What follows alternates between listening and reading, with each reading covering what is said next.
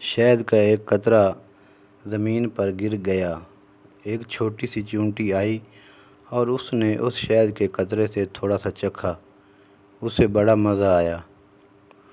اسے کام سے جانا تھا، تو جب وہ جانے لگی تو اس شہد کا مزہ اس کے منہ میں مزید پانی لانے کا سبب بنا۔ اس کا منہ بھر آیا۔ کیا زبردست اور مزیدار شہد ہے! کتنا میٹھا ہے! آج تک ایسا شہد نہیں کھایا۔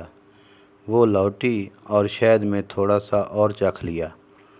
اس نے دوبارہ جانے کا عزم کیا، مگر اس نے محسوس کیا کہ یہ تھوڑا سا شہد کھانا کافی نہیں ہے، اسے اور کھانا چاہیے۔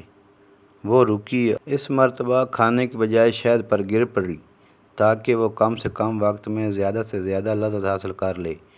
وہ چیونٹی شہد میں غوطہ زن ہو گئی اور لطف اندوز ہونے لگی، مگر افسوس کہ وہ شہد سے باہر نہ نکل سکی۔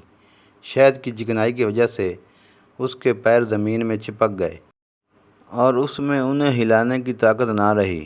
وہ شہد میں رہ گئی یہاں تک کہ وہ اسی میں ہی مر گئی۔ اس کی لذت اندوزی نے شہد کو ہی اس کی قبر میں تبدیل کر دیا۔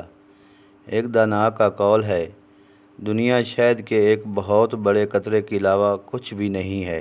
بس جو بھی اس قطرہ شہد میں سے تھوڑا اور بقدر کفایت کھانے پر اکتفا کرے گا وہ نجات پا جائے گا، اور جو بھی اس مٹھاس میں غوطہ زن ہوگا ہلاکت اس کا مقدر بن جائے گی۔